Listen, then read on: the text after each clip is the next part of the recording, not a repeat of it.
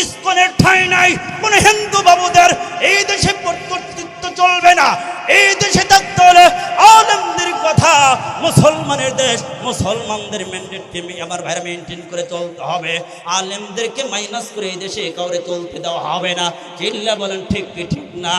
আমার ভাইরা, দাদার দেশ থেকে এই দেশে যতই ষড়যন্ত্র করো না কেন, এই দেশে আলেমরা ওই ইন্ডিয়ার ষড়যন্ত্র বাংলার জমিনে বাস্তবায়ন হতে দেবে না।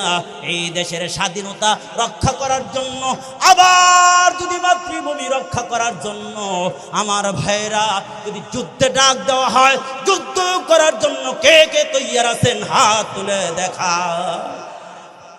আল্লাহ পাক কবুল করেন, বলেন আমিন। আমার ভাইরা, বলতেছিলাম জালেমদের কোনো রক্ষা নাই, কে নাই। জালেমদের এক্সাম্পল দেওয়ার সুযোগ আমার হইতেছে না, খালি কষে কষে যাইতেছি, বুঝেন? কারণ আমার জালেমদের এক একটা এক্সাম্পল দিলে, বিস্তারিত বললে আপনারা বুঝতেন। খালি ইশারে কষে কষে মারতেছি।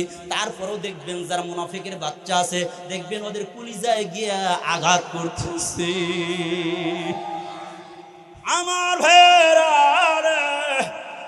ও বন্ধু, 4 নাম্বার হইল কুল্লু গালিন, প্রত্যেক ওই জালেম, প্রত্যেক ওই অপরাধকারী যারা নিজে অপরাধ করে অন্যদেরকে কি করবে? হামলা করবে, নিজে মামলা দিবে অন্যের উপরে। আছে না? সমাজে এমন কিছু লোক আছে, অন্যায় করবে, নিজে দোষ দিবে আর একজনের। আছে কি নাই? তাহলে 5 নাম্বার আসেন, ওমাইয়ুকাযযিবু বিশ-শাফাআহ, যারা শাফাআতকে অস্বীকার করবে তারা কি পারবে না? কিয়ামতের দিন শাফাআত পাবে। ও দোস্ত,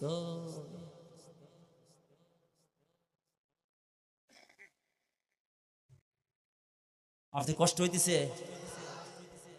নাকি ছাইরে দিব? আমি ছাইরে দিলে কে কে খুশি আছেন? হাত তোলেন দেখি।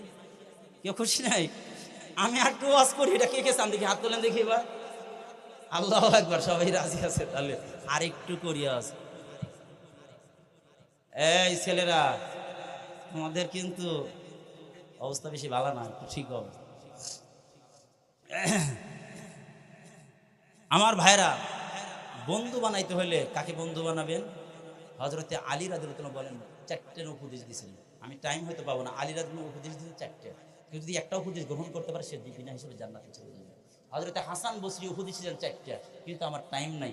আমার ভাইয়ের 1 নাম্বার উপদেশটা, 2টা হয়তো 1-2টা বলি আপনাদেরকে। হযরত আলী রাদিয়াল্লাহু আনহু বলেন, মান আরাদা সাহিবাহু ফাল্লাহু ইয়াকফিহি, কেউ যদি আল্লাহকে বন্ধু বানায়, আল্লাহ তার জন্য যথেষ্ট হয়ে যাবে। আর 2 নাম্বার হলো, ওমান আরাদা মুনিসান ফাল কুরআন ইয়াকফিহি। তোমরা এদিকে সেদিকে কথা বলো না, এদিকে খেয়াল করে। কোরআনকে কেউ যদি মহব্বত করে, কোরআন তার জন্য যথেষ্ট হয়ে যাবে। সুবহানাল্লাহ। আল্লাহ, কোরআন তার জন্য যথেষ্ট। আল্লাহকে বন্ধু বানাইছে হযরতে আসিয়া। আসিয়াকে বলে, তোর খোদাকে, আমি তো তোর খোদা, তুই নাকি আমারে মানস না? ফিরআউন গিয়ে বলে, তোমার কি আমরা খোদা মানবো? তুমি তো আমরা খোদা হইতে পারো না, তুমি আমার খোদা না। তখন বলছে, কে বলে? এই মিশরের সবাই আমার খোদা মানে, তুই আমার খোদা মানস না? ঠিক আছে। আসিয়ার বাবাকে নিয়ে এসে বলছে, বাবা এসে বলল, মা, তুমি যদি ফিরআউনকে খোদা মানো, তোমার তো লাভ আছে। সে যদি খোদা হয়, তাহলে তোমার পাওয়ার তো কম না, তুমি তো খুদি হইবা, তাহলে তোমারও তো পাওয়ার ভালো, তুমি তাকে মানো। আসিয়া বললেন, বাবা, তোমার মেয়ের জামাইকে আমি খোদা মানতে পারি না। আমার খোদা যিনি, ওনার খোদাও তিনি। মুসা আলাইহিস সালামের খোদা যিনি, আমার খোদাও তিনি। সুবহানাল্লাহ। তোমার যদি মেয়ের জামাই পারে, সূর্যটা আমার আল্লাহ তাআলা পূর্ব দিক থেকে উঠায়, পশ্চিম দিকে অস্ত যায়। তোমার মেয়ের জামাই যদি খোদা হয়ে থাকে, তাহলে পশ্চিম দিক থেকে উদয় করে পূর্ব দিকে অস্ত করে। ফিরআউনকে বলা হলো, ফিরআউন তো ফাবুইতা, ফিরআউন হাক্কা বাক্কা হয়ে যা, আর তো খবর। আর দেখুন, জালেমরা যখন না পারে, তখন ওরা অ্যাকশনে যায়। কি যায়? এবার ফিরআউন গিয়া আসিয়ার রাজদরবারে ডেকে এনে 2 হাত 2টা পেরাকের মধ্যে দিয়া, 2 হাতের মধ্যে পেরাক লাগাই দিচ্ছে। এই জন্য ফিরআউন বলেছিল, আওতা পেরাক লাগাই দিয়েছে। পেরাক লাগাই দিলে গলার মধ্যে সাপ। মালিক ডেকে উড়ি মালিক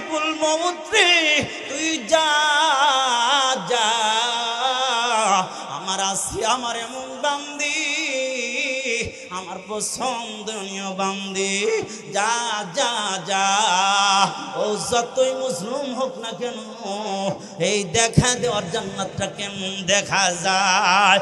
এই জন্য পৃথিবীর মধ্যে যারা মুমিন হবে রে দোস্ত, ওদের মৃত্যুর সময় জান্নাত দেখতে দেখতে মালিকের কাছে রওনা দেওয়ার সুযোগ যিনি করে দিবেন তিনি চিল্লা বলেন কি? এই জন্য দোস্ত আল্লাহর বন্ধু বানাইতে হবে, 2 নম্বর বন্ধু বানাইতে হবে কোরআনকে।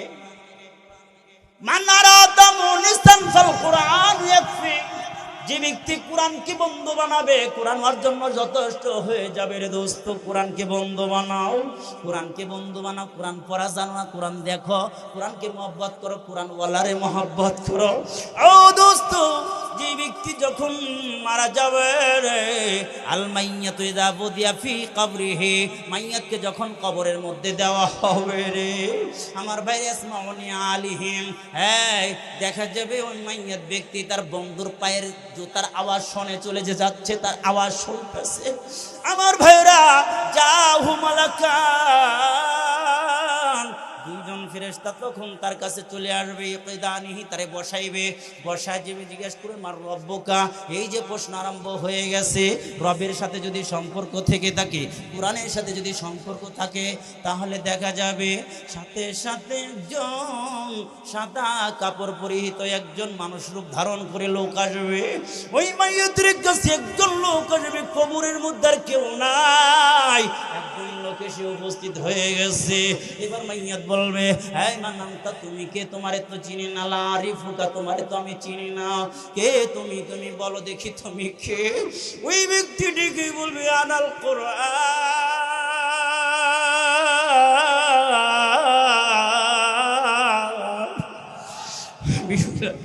ওই আল্লাহ তাআলার কোরআন, আমি তো তোমার বন্ধু হয়ে কবরের মধ্যে এসেছি, কারণ দুনিয়ার জগতে তুমি আমার বন্ধু বানাইছিলা, এই জন্য তোমারই অভয় দে। ততক্ষণ পর্যন্ত তোমার থেকে আলাদা হব না, যতক্ষণ পর্যন্ত জান্নাতে তোমারে পৌঁছাইতে পারবো। আমার বন্ধুরা, এই জন্য আমার ভাইরা অনেকগুলো কথা বলতে চেয়েছিলাম, আমার ভাইরা আরো কিছু কথা নিয়েছিল, যুবকদের কথা বলতেছিলাম। 5 শ্রেণীর মেয়েদেরকে, 6 শ্রেণীর মেয়েদেরকে বিয়া করবা না। 6 শ্রেণীর মেয়েদেরকে যদি বিয়া করো শান্তি খুঁজে পাইবা, 6 শ্রেণীর মেয়েদেরকে বিয়া করলে শান্তি পাওয়া যাবে না। বুড়ারা কইতেছে ওই ওয়াজ দরকার নাই, বিয়া তো কইরে হালাইছি, বুড়া তো হইছি, এখন আর কি দরকার? না না, দরকার আছে। তাহলে বুড়িরেও ভালো বানাইতে পারবেন, ধরে বলেন ঠিক। আবার যুবতীরা বলতে পারে খালি যুবকদের ওয়াজ করবো, তাহলে তো আমরা বাদ করে দেবো, আমাদের কি ওয়াজ? আরে কিছু শ্রেণী, কয় শ্রেণীর যুবক আছে যাদেরকে বিবাহ করা যাবে না? যুবতী, বকাইটা যুবক আছে। কয় শ্রেণী? কয়েক শ্রেণীর বকাইটা যুবক আছে। ওই বকাইটা যুবক বিয়া করলে শান্তি খুঁজে পাওয়া, বোঝেন নাই কথা? তাহলে বুড়ারা কই আমাদের ওয়াজ আছে নি? হ্যাঁ ওয়াজ আছে। শ্বশুর শাশুড়ির ওয়াজ আছে, শ্বশুর শাশুড়ি বলবো সবগুলো, দেখছেন নি? একটা বলি, সব তো বলা যাইতো না, একটা বলি।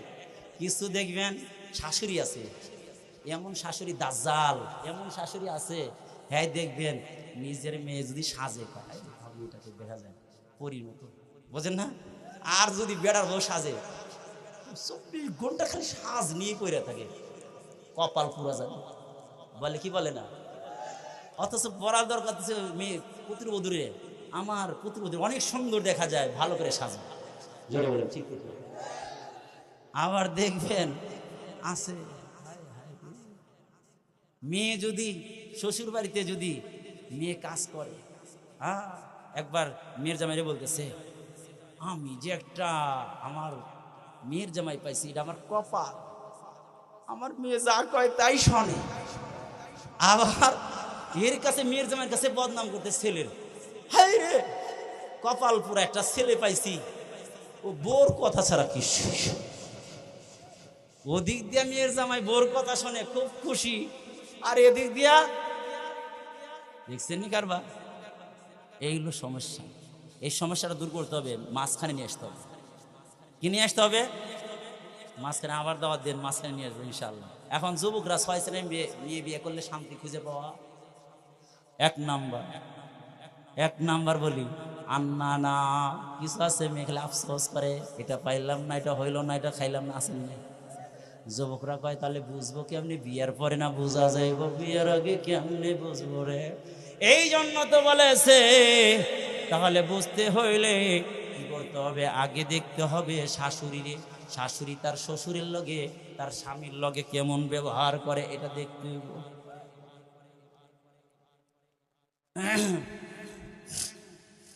আমার ভাইরা অস্ত ছড়াই গেছে, এবছর ছড়াই রেখে গেলাম, বুঝলেন?